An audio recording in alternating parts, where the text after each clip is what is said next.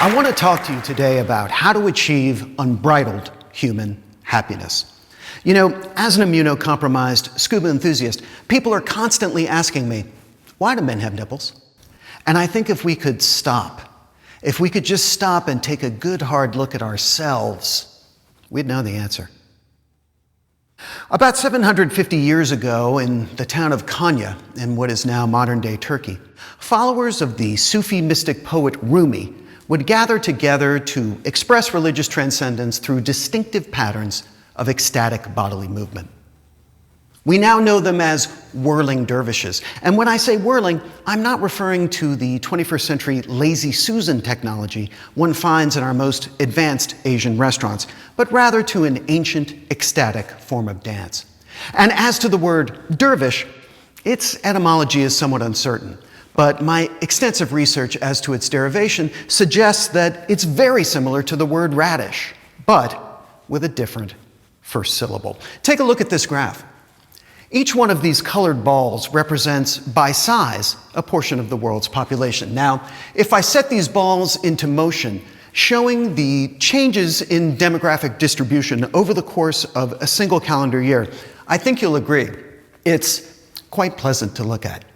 We call this phenomenon the uncanny playground. And as an unlicensed therapist, I can't tell you how many of my patients grapple with this every day.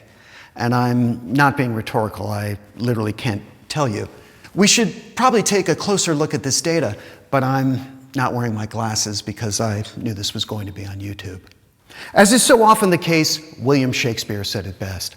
In his immortal Titus Andronicus, Act 4, Scene 4, Tamora, Queen of the Goths, utters these unforgettable words. Is the sun dimmed, that gnats do fly in it?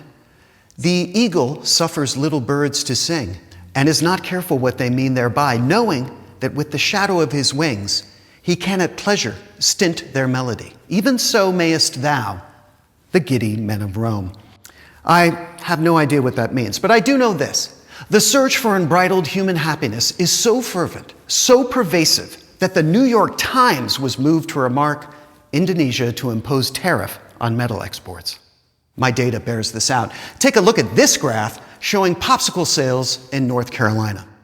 You'll notice an appreciable rise in March of 2021. Now, why did that happen? Why were people buying more popsicles in North Carolina in 2021? COVID, you might say. The pandemic. Maybe. But maybe there's an even deeper reason. Or not, I don't know. But I do know the one property that leads inextricably to unbridled human happiness. And this simple property was revealed to me when I was summoned on a fact-finding mission to Sumatra. We had a day off, it was hot, incredibly humid, and I decided to bicycle into the jungle to find respite from the punishing equatorial climate. As I pedaled beneath the rain-dappled leaves, my ears caressed by a chattering symphony of indigenous birds and insects, I had a realization that would change everything. Thank you.